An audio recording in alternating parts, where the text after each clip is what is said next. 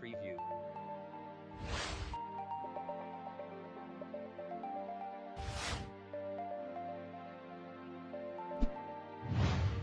There.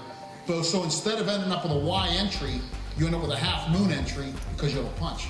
This side lets go, this side hangs on, and it flicks the sheet up in the air. You can't always control if it's going to hit a flute tip or hit between a flute tip. You got to understand compressed caliper to calculate the channels. And the importance is, as you see with this out in the field, is that column strength is so important. Probably the easiest available aftermarket would be Teflon coating.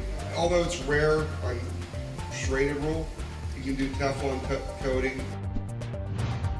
Therefore, even with oscillation, I was able to have contact with the anvil and the knives. So you can go through this whole exercise to learn what you can do.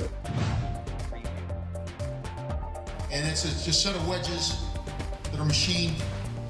You slide them in to their snout.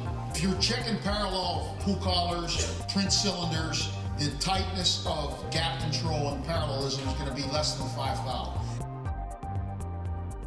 Once we've worn the initial manufacturing surface off the top, is there a percentage of hardness that we lose in the first 1 or 2 millimeters? I can't say I've had any particular studies. Many covers are already ground after they come out of being cast.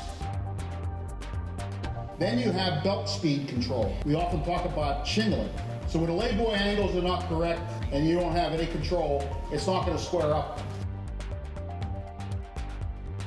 And here's a little animation that shows pretty much what it does. The urethane's on the top, just like the punch moving, it's retaining the waste, and then at about 7 o'clock it's being pushed out. And when it's working, it's pretty impressive.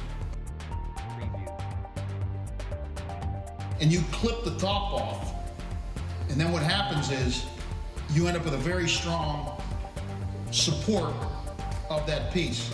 You don't need a staple behind it. You don't put a stop behind it.